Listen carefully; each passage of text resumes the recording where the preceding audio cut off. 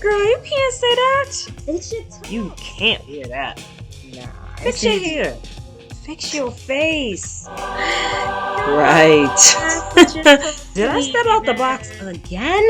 What we talking about today? Oops, my bad. Code switch. Hi, I'm a professional. Fuck that shit. Y'all know I be playing. Enter at your own risk. Cause sis, this is your talk. Evie here speaking. So let's get into it. Alright, y'all. So it is third Monday book review. Girl, girl. That's what we giving y'all. That's what we giving y'all today. So this book was gifted to me this year. I don't particularly know why. She just handed it to me as a thank you because she knows I love to read. It is about I guess I should know her. It sounds like I should know her. This is not her first book. I guess her first book was a novel fiction and it was a big deal. I haven't read it. I'm gonna go back and read it though. But Kenya Hunt is the author, and she is a black woman who is in London and talks about her experience as a black woman compared to her experience as a black woman in America. And so how we gonna do these book reviews, because this is the first one, is we are going to truly dig into quotes that I found were interesting enough to write them down. Quote number 1, code switch limiting the love language to conversation. The power of how code switching takes away the connection of love. Then she goes on to say, the Americanness of this. That part right there, right? So the Americanness of this, to take away the connection of love. I know y'all get sick and tired of me talking about history, but is that not the history of the American way, to take away the love and power of connection, right? United we stand only with the love and power of connection. So we have to stop with this code switching being the way, because it's not the way, right? So like limiting our language to making and conforming so that everyone speaks the same language, everybody speaks the same professionalism, is limiting, right? I just, y'all know I'll talk about this. And every Thursday I need you to join me on our Zoom because we continue to talk about this, because it's such a heavy topic for us who have code switched the majority of our lives, because we come from an environment where AAVE, African American Vernacular English, is a well-spoken language, and then you walk into this environment where they act as if you're undereducated because you said ain't. Okay? I'm gonna move on. Social media being the network space for blacks who work in only spaces. So she was describing a space where she lived in a town where there weren't many people who looked like her. She was unfamiliar in the town.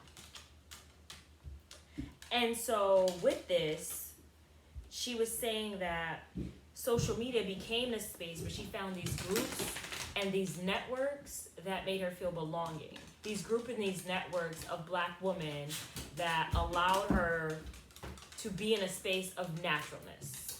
So I think about these spaces, this reminds me of like AP classes or college math classes where it's called the Wakanda effect now,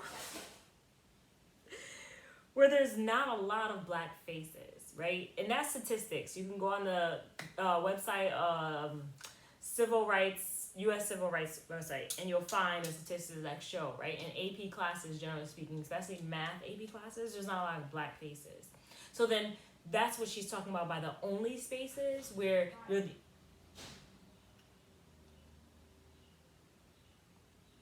you're the only one that's probably in that space. And so then you have to find safe spaces. So she's talking about safe spaces. Like, I'm in a group on Facebook called Black Girls Read Too, right? So that becomes a safe space for me to get a community of black women that read, right? I know that sounds real minimal and weird, right? And not that you need just black women. You don't at all. right? But it does feel awkward if every space you're in doesn't have anyone that looks like you or comes from the culture of you, right? Moving on. She talks about the search for meeting the black woman behind the space. And she goes on to Thomas Jefferson and says it's the institution was necessary to protect the sons of the South from abolition teachings in the North. I'm going to read that again. Institution was necessary to protect the sons of the South from the abolition teaching in the North. So this was basically talking about how education was indoctrinated to teach and sway the minds. And they were trying to stop the North teachings from swaying the minds of the South, right? This is that Civil War time where everybody was so heavily divided into right and wrong and left and right and black and white. And so these were the moments where they were trying to use education to divide the people. And if we think about now, today, the world we live in, right? We only get told partial truths. And we don't know if that's really meant to divide, but it feels like it, right? Let's just take the basic story of Christopher Columbus that we know now in history is completely false. But for decades and decades and decades, right? We have been learning and teaching and doing these little plays on pilgrims and Indians that aren't pilgrims or Indians. And we've been doing these plays on Christopher Columbus and how he sailed the seas and discovered America, only for us to be like, wait, he didn't discover America? He didn't even touch American land? Wait, there were people already living here? Wait, there was civilization. It wasn't just people here, right? It was a whole country by itself of Americas before they got here. And so it's basically like that. It's like the pieces of education that they're trying to protect. So they tell the stories they want to be told. And we haven't really discovered what was the point of that. What is the point of the lies being taught just to unteach us, right? Maybe when the lies were taught, they didn't think that the general population were going to go into higher education to unlearn what they've learned. But it's just interesting that how the institution of education is used to kind of shield the truth. A quote from Malcolm X she goes into, who taught you hate? The texture of your hair. Who taught you to hate the texture of your hair? Who taught you to hate your true self?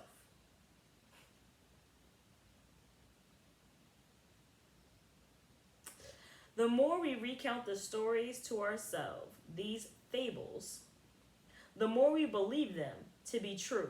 It's like a self-fulfilling prophecy, right? If you think about now, this whole movement of natural hair, which shouldn't be a movement because you were born with this, you should have retained this, but we were taught that it's ugly, right? We were taught that this, right, this head that I got on is ugly.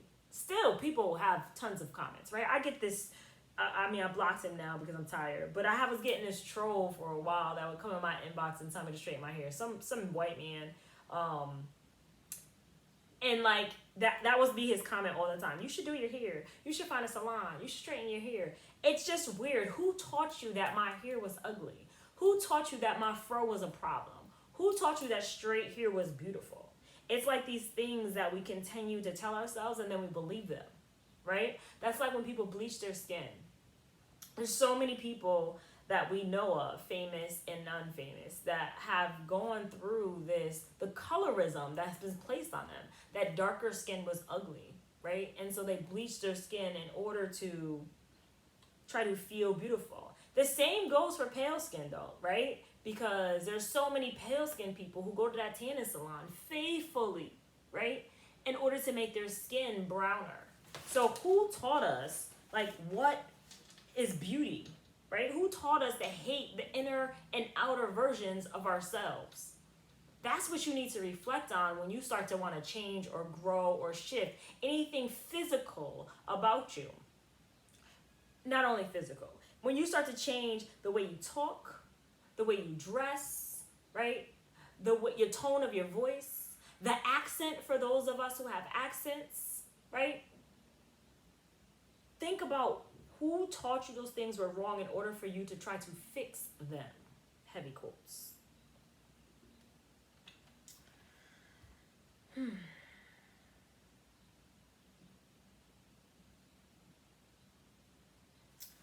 We're going to go on for the last one.